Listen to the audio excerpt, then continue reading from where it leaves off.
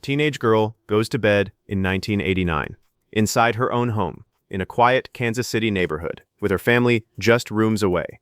By morning, everything looks normal on the outside. But inside that house, something has already gone horribly wrong. And what makes this case so unsettling isn't just what happened, it's how it happened without waking anyone else in the home. No chaos, no obvious break-in, no clear explanation that made sense in 1989. So investigators did what they always do. They followed the evidence. And then they hit a wall. For decades, the case went cold, stored away, unsolved, forgotten by time, but never fully closed. Until something changed. Not a witness, not a confession, but DNA technology that didn't exist when the crime happened. And when scientists finally re-examined the evidence decades later, they didn't just find answers. They found a name. But here's where it gets disturbing. The person identified was not someone investigators could bring to trial. And the truth they uncovered raises a bigger question no one can easily answer. If the evidence was always there, why did it take 30 years for anyone to see it? And even more disturbing, how many other cases are still waiting for the same moment to wake up? Before we dive deeper into the story, tell us where you are watching from in the comment section and kindly subscribe to the channel. Every subscription helps us continue producing in-depth crime documentaries like this one. Stories that not only seek answers for victims and find their families, but also raise awareness about the circumstances surrounding these crimes. Your support helps this channel grow and continue its mission of using knowledge, awareness, and education as tools in the fight against crime. Now, let's get to the details of this story. In the summer of 1989, in Kansas City, Missouri, a 16-year-old girl named Fawn Cox went through a night that should have been completely unremarkable. No warnings, no disturbances, no signs that anything in her world was about to change. Just another day, ending the way thousands of teenage days end, quietly, inside the safety of home. But what makes this case difficult to process is not what was seen that night. It's what was not seen, because while an entire household slept, something crossed a boundary that should not have been crossed. And for more than 3 decades, no one could fully explain how it happened, or why.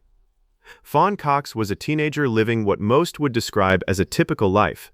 She went to school, she worked part-time, she came home tired, like most working students do. She was not isolated, she was not disconnected, she was not living a life that on paper would place her in extraordinary danger. But as investigators would later learn, danger does not always announce itself in advance. Sometimes it arrives quietly. At the same time, the rest of the world is asleep.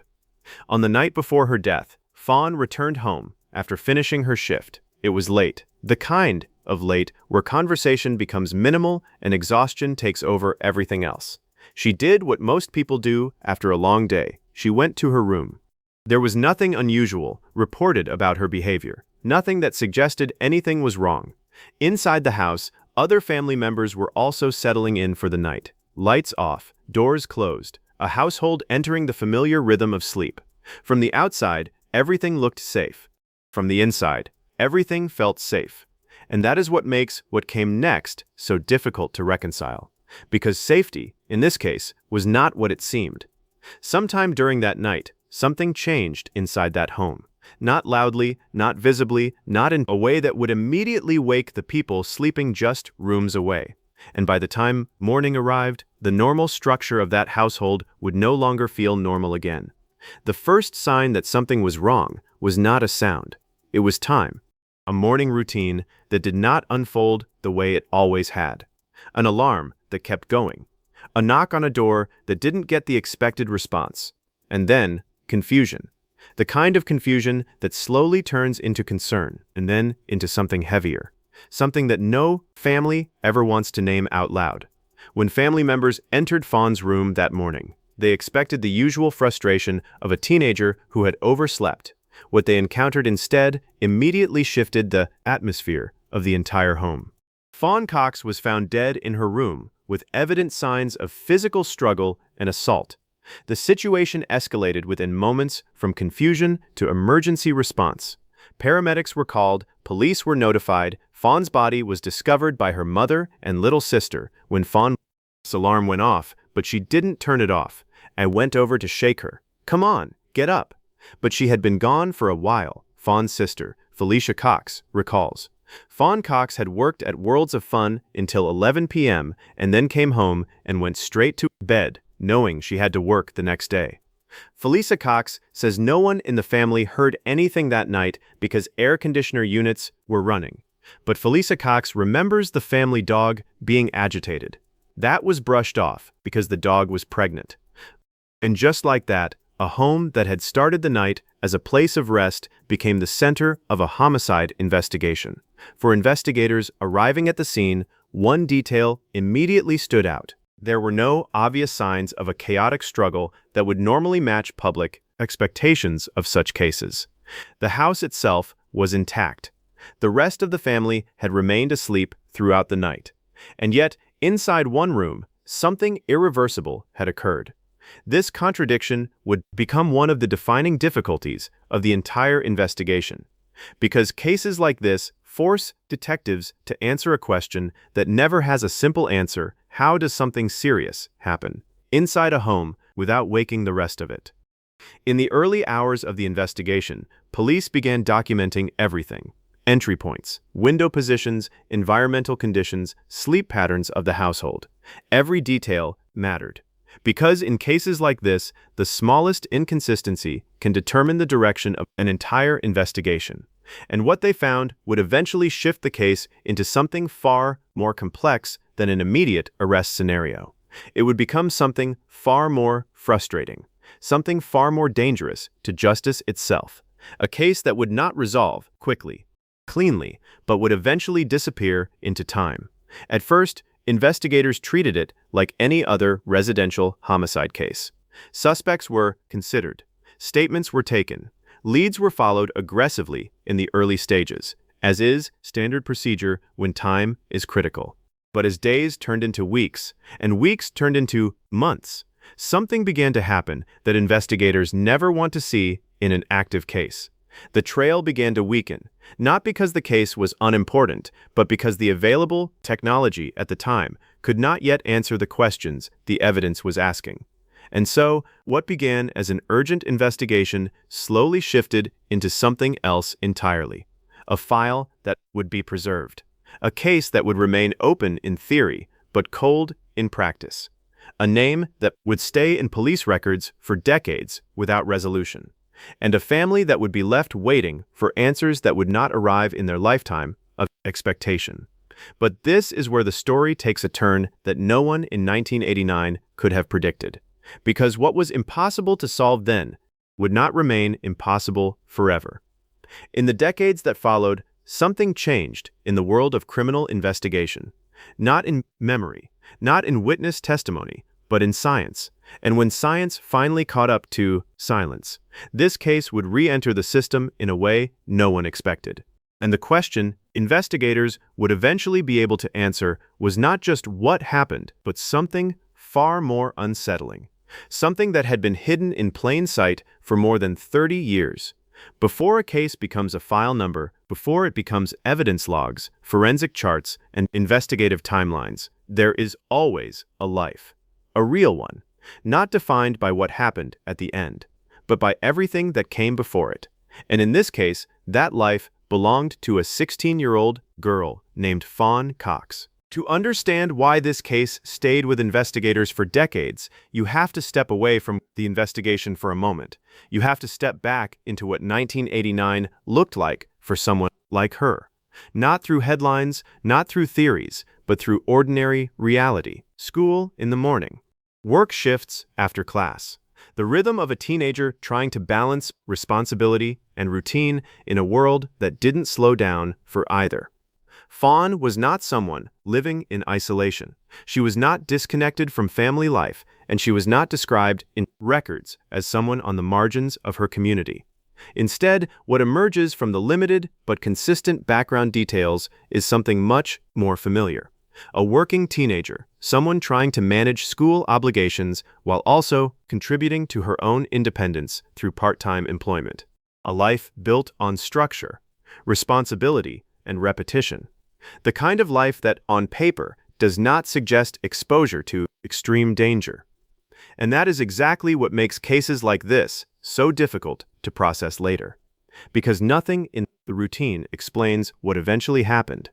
In the summer of 1989, Fawn was working at a local entertainment venue in the Kansas City area.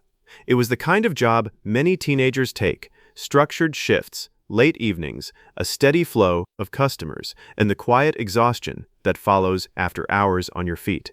By the time she finished work, it was already late enough that most of the city had transitioned into nighttime stillness. And like many working teens, she would return home carrying only one priority: rest. Her home life, based on investigative summaries, was typical of a suburban household of the era. Family present, shared living space, a normal residential environment where multiple people occupied different rooms, each moving through their own routines. There was nothing in the public record that suggests instability in the household prior to the incident. No publicly documented pattern of prior violent incidents tied to the residence. No indication that the home itself was anything other than what it appeared to be, a place of safety. But safety, in hindsight, is often defined by what it prevents, not what it guarantees. And in this case, the assumption of safety would become one of the most important investigative challenges, because everything about the environment suggested normalcy. And yet, normalcy was not enough to prevent what occurred. On the night before the incident, Fawn returned home after her shift. That detail matters more than it may seem at first glance, because timing becomes crucial in cases where investigators later attempt to reconstruct events that were never witnessed. The late hour meant fatigue. Fatigue meant reduced awareness. And reduced awareness becomes an important factor when trying to understand how events inside a home can go unnoticed. She went to her room that night as expected. There was no documented disruption before she went to sleep. Elsewhere in the home, other family members also prepared for sleep. Different rooms, different routines, different levels of awareness as the house settled into quiet. And as with many residential environments, what happens after lights go out becomes invisible unless something forces it into awareness. In this case, nothing immediately did, at least not during the night itself. And that is where one of the most unsettling aspects of this case begins to emerge. Because when investigators later reconstructed the timeline, they were faced with a disturbing contradiction: a home full of people and a critical event that appears to have occurred without interruption from anyone else inside it. And not even the initial investigators arriving at the scene, because the truth of the situation was still buried beneath assumptions that had not yet been challenged by evidence. And as investigators would soon discover, the most important questions in this case were not going to be answered quickly. They were going to require time, technology, and a kind of investigative patience that spans decades rather than days. Because this case was not just about what happened inside a home in 1989. It was about what happens when evidence exists, but the tools to understand it do not. And that gap between evidence and understanding would define everything that came next. For Fawn Cox, that night in 1989 began like so many others. A working teenager returning home late, carrying the exhaustion that comes from long hours, and a routine that leaves little room for anything but sleep. The household was already transitioning into night.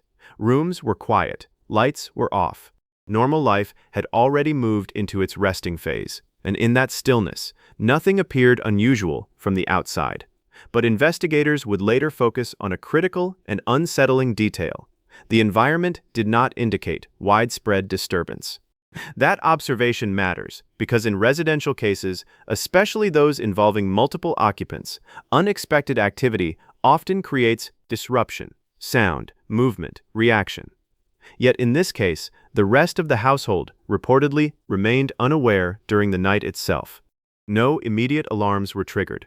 No household-wide awakening occurred. The night continued as though nothing had interrupted it, until morning. And that is where the timeline shifts from ordinary to investigative, because the first sign that something was wrong did not come from an external source. It came from routine, a morning expectation that was not met, a knock on a door that did not receive the response it normally would, a delay that began to feel increasingly out of place, and then, slowly, concern replaced confusion. When family members entered Fawn's room that morning, the assumption was simple: oversleeping, fatigue, a teenager who had simply slept through her alarm. That assumption is important because it reflects how normal the situation still appeared at that moment. There was no immediate understanding that anything catastrophic had occurred. Not yet. But that assumption collapsed quickly. Within moments of entering the room, the situation changed from routine concern into something far more serious. Emergency services were contacted. Law enforcement was notified. And the home, just minutes earlier, still functioning as a normal household, was suddenly reclassified as an active crime scene. For responding officers, the transition from domestic residence to homicide investigation is always abrupt. But what made this scene particularly challenging was not just what was discovered, but what was absent. There was no obvious sign of a large-scale disturbance throughout the home. No widespread chaos, no indication that other occupants had been awakened or directly involved in a struggle. Instead, investigators were faced with a contained and isolated set of circumstances inside a single room, and that containment would become one of the central mysteries of the case, because it raised an immediate investigative question. How does a critical incident occur inside a home without triggering a broader response from those sleeping just rooms away? At this early stage, investigators documented everything methodically. Entry points were examined. Windows were checked, environmental conditions were assessed, sleep patterns of household members were recorded. This is standard procedure in cases where the timeline must be reconstructed rather than observed, because in the absence of witnesses, the physical environment becomes the only remaining narrator. And the environment in this case told a complicated story. There were indications that suggested the home had not been broadly disrupted in the way many people might expect. At the same time, there was undeniable evidence that something serious had occurred inside. Those two realities existing together created investigative tension, because they did not immediately align into a simple explanation. In early investigative theory, one of the primary focuses became access, not just what happened inside the room, but how someone could have entered or reached it without immediate detection. This led investigators to carefully evaluate possible entry points around the residence, including windows and less visible access areas. These details matter because they shift the direction of inquiry from inside the home to potential external entry. And that shift is often a turning point in residential homicide investigations. As the initial hours passed, the case began to move into a more structured investigative phase: evidence collection, interviews, scene documentation. But even with early urgency, there was already a quiet problem forming beneath the surface. This case did not present itself as easily solvable, not because evidence was absent, but because interpretation required technology that did not yet exist in 1989. And so, what began as an urgent response would slowly transform into something else entirely. A case that could not be closed quickly, a case that would not yield immediate answers, and would eventually be placed into storage, not because it was forgotten, but because it was waiting for science to catch up. But unknown to investigators at the time, a crucial piece of this case had already been preserved, a piece of evidence that would sit untouched for decades, until one day, long after the original investigators had retired or moved on, it would speak again.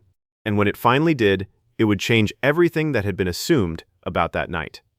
There is a phase in many homicide investigations that rarely gets attention. It is not the arrest phase. It is not the courtroom phase. It is the in-between phase, when urgency fades but answers have not yet arrived. When detectives still believe the case can be solved quickly, but reality slowly begins to prove otherwise. For the Fawn Cox case in Kansas City, that transition happened quietly. At first, the investigation moved like any other serious residential homicide case. Evidence was collected, statements were taken, early leads were pursued aggressively, as they always are in the initial window when time still feels like an advantage. But as the days passed, something shifted, not in the evidence itself, but in what the evidence could realistically produce at the time. In 1989, forensic science was not what it is today. DNA testing existed, but it was limited in scope, slower in execution, and far less precise than modern methods. Investigators were often forced to rely heavily on witness accounts, circumstantial connections, behavioral reconstruction, and physical evidence interpretation, without advanced genetic tools. And in cases like this, those limitations mattered, because interpretation without precision often leads to uncertainty.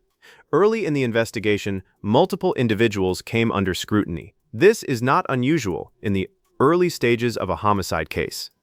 Investigators cast a wide net, especially when timelines are unclear and physical evidence must be carefully contextualized. At one point, law enforcement pursued formal charges against a group of teenage suspects. It represented a moment where the case still appeared solvable through traditional investigative pressure, but that direction would not hold. As the legal process unfolded, cracks began to appear in the evidentiary foundation. Statements that initially seemed useful were later re-evaluated. Witness reliability came under question. And, most critically, the scientific evidence available at the time was not strong enough to definitively connect the accused individuals to the crime scene. Then came the turning point, the kind of moment that quietly changes the trajectory of a case forever. The charges were ultimately dropped, not because investigators stopped believing the case mattered, but because the legal threshold for prosecution could not be securely met with the available evidence. And in the justice system, belief is not enough. Proof is required. Once those early prosecutions collapsed, the investigation entered a different phase, not officially closed, but no longer actively advancing. This is the stage where many cases begin to fade from public attention, not because they are resolved, but because they are no longer moving forward. And so, the Fawn Cox case entered what law enforcement often refers to as a cold case status, a case preserved in files, evidence sealed and stored, reports archived, still open in theory but dormant in practice, waiting for something that did not yet exist. Inside the Kansas City Police Department, the case remained part of a broader cold case inventory. Investigators did not forget it. But over time, priorities shift. New cases demand immediate resources, personnel change, technology evolves elsewhere first, and slowly, attention moves on even when the file does not close. Yet one critical thing remained unchanged. Evidence from the original investigation had been preserved, carefully stored, protected for future examination. At the time, no one could fully predict how important that decision would become decades later. But it would prove to be the single most important factor in the eventual resolution. Because while the case was silent in the public record, it was not silent in the scientific record. It was simply waiting for science to catch up to what had already been collected. And that change, when it finally arrived, did not come through witness testimony. It did not come through a confession. It did not come through renewed police pressure. It came through something far more powerful in modern investigations: genetic technology that did not exist in 1989. When that technology was finally applied to old evidence, investigators were not simply reopening a file. They were reopening a biological record that had been untouched for decades. And what it revealed would reshape everything believed about the case. Because the answer to this investigation was not lost. It had always been there, hidden not by intention, but by the limits of its time. And once those limits were removed, the case stopped being unsolved. It started becoming understood. For decades, the Fawn Cox case existed in a kind of investigative stasis, not solved, not forgotten, just paused, stored in files that held more questions than answers, waiting for a moment that investigators in 1989 could not have imagined. And that moment would not come from eyewitness memory. It would not come from a confession. It would come from science finally becoming precise enough to read what had always been preserved. When cold cases are revisited after decades, investigators are not starting over. They are returning to something already fixed in time. Evidence does not change. Only the ability to interpret it does. And in this case, the turning point was biological evidence collected from the original scene, evidence that had survived storage, preservation, and time itself. By the time the case was reopened with modern forensic tools, The landscape of criminal investigation had changed dramatically. DNA profiling had evolved from a narrow identification method into a highly refined system capable of producing strong genetic signatures. Even more importantly, a new technique had emerged: genetic genealogy, a method that allows investigators to identify suspects not by direct match, but through family connections embedded in public or semi-public DNA databases. This was the tool that changed everything. Because where traditional DNA testing requires a direct match, genetic genealogy works like mapping a family tree backwards from fragments of biological identity. A distant relative in a database can become the first breadcrumb, and from that breadcrumb, entire lineages can be reconstructed. When this method was applied to the preserved evidence from the Fawn Cox case, investigators were no longer working in the dark. They were following genetic patterns across generations, and slowly those patterns began to narrow, not to a random suspect, but to a specific family line. That narrowing process is critical in understanding how modern cold cases are solved. It is not immediate. It is not simple. It is a methodical elimination of genetic distance until only a small number of possible individuals remain consistent with the data. And in this case, that narrowing eventually produced a breakthrough. A name did not appear first, a family connection did. And from that connection, investigators were able to identify a likely individual associated with the original DNA profile. But what made this case particularly unusual was what investigators discovered next. The identified suspect was not someone who could be brought into a courtroom, because by the time the genetic conclusion was reached, the individual had already died years earlier. This single detail fundamentally changed the legal direction of the case, because in criminal law, prosecution requires a living defendant. Without that, the justice system cannot proceed through trial, no matter how strong the forensic identification may be. So what investigators had achieved was not a prosecution. It was an identification, a scientific resolution of identity, without judicial adjudication. And that distinction is one of the most important in modern cold case work. Still, for investigators, the significance was undeniable. After more than 30 years, the case was no longer pointing toward an unknown. It was pointing toward a specific individual, tied through DNA lineage to the evidence collected in 1989. And that shifted the case from uncertainty into clarity, even if that clarity came too late for a courtroom. When law enforcement prepared the final findings, the conclusion was careful and precise. They did not present it as speculation. They did not present it as assumption.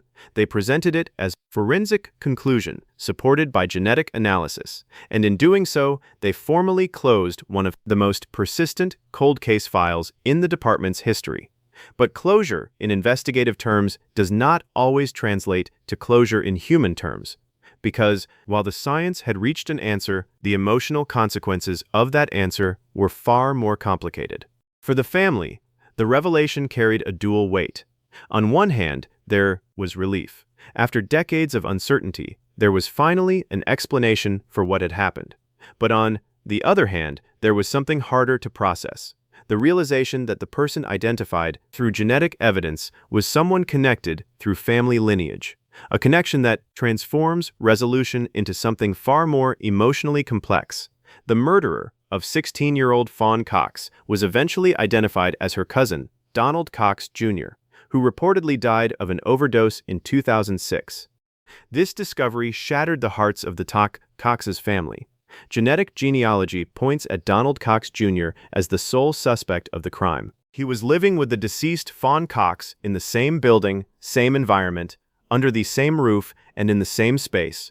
For the family, the question was not about its believability, but about why one of their own would cause harm to another or anyone else at all. And because the identified individual was already deceased, the outcome could not move into the justice system. No trial, no sentencing, no courtroom closure. Only an investigative conclusion preserved in record. Law enforcement concluded the case through modern genetic genealogy analysis, linking preserved biological evidence from the original scene to a specific family line, and ultimately to an individual, Donald Cox Jr., who was already deceased at the time of identification. This detail is crucial in legal terms, because once a suspect is deceased, the criminal justice system can no longer proceed through prosecution. There is no trial, no sentencing hearing, no adversarial testing of evidence in court, only investigative conclusion. So the formal outcome of the case became this. The homicide of Fawn Cox was classified as solved in investigative records based on DNA-based identification methods, but it did not result in a judicial verdict. It is one of the clearest examples of how modern forensic science can answer questions that the legal system cannot fully process after the passage of time. But for the family, the distinction between legal closure and emotional closure was far less defined, because for more than 30 years they lived with uncertainty, not knowing who was responsible, not knowing how it happened, not knowing whether the case would ever be solved at all. And when the answer finally arrived, it did not arrive in the way families typically imagine justice. There was no courtroom confrontation, no sentencing phase, no opportunity for public accountability. Only a final investigative explanation delivered after decades of silence. Reports from cold case resolutions like this often describe a consistent emotional pattern among families: relief that the mystery is over, and grief that the resolution came without the full structure of justice that time once allowed. Both emotions exist at the same time, and neither cancels the other out. One of the most difficult aspects of this case is not only what happened in 1989, but what the passage of time did to the possibility of a traditional resolution. Because had the technology existed earlier, the trajectory of this case may have been very different. Evidence could have been interpreted sooner, suspects could have been prosecuted in court, and the justice process could have followed its normal course. But it did not, because timing in forensic science is often as important as evidence itself. From an investigative standpoint, this case is now frequently referenced as part of a broader shift in criminal justice history: the transition from traditional forensic limitation to genetic certainty. It demonstrates how cold cases are no longer defined by the absence of evidence, but by the absence of technology at the time that evidence was collected. And yet, even with scientific resolution, one truth remains unchanged. Closure in a file is not the same as closure in a family. For the community, cases like this also serve a broader function. They reinforce a reality that is often uncomfortable but necessary to understand: that justice systems evolve over time, but they do not operate outside of time. Evidence preservation, investigative patience, and technological progress all play roles that extend far beyond the moment a case begins. And from a public safety perspective, there are key takeaways that emerge from this case. First, the importance of preserving forensic evidence cannot be overstated. What seems unresolved today may become solvable decades later. Second, advances in DNA technology have fundamentally changed the boundaries of what is possible in criminal investigation. And third, cold cases are not static. They are active records waiting for future tools. But beyond systems and science, there is the human reality that remains at the center of this story: a teenage life interrupted, a family changed permanently, and a truth that took more than 3 decades to surface. In the end, the Fawn Cox case is not just a story about a crime in 1989. It is a story about time itself, about how it conceals, how it delays, and how, eventually, it reveals. And even though the investigation is now formally closed, the lesson it leaves behind continues to matter. Because every unresolved case still carries the same possibility: that somewhere, preserved in evidence, is a truth waiting for its moment to be understood. Thank you for watching. If you found this content valuable, kindly drop a like on the video and also subscribe to the channel to help us reach more people and increase social awareness. Here is another unbelievable story that remained unsolved for decades, but science broke the ice and unveiled the culprit.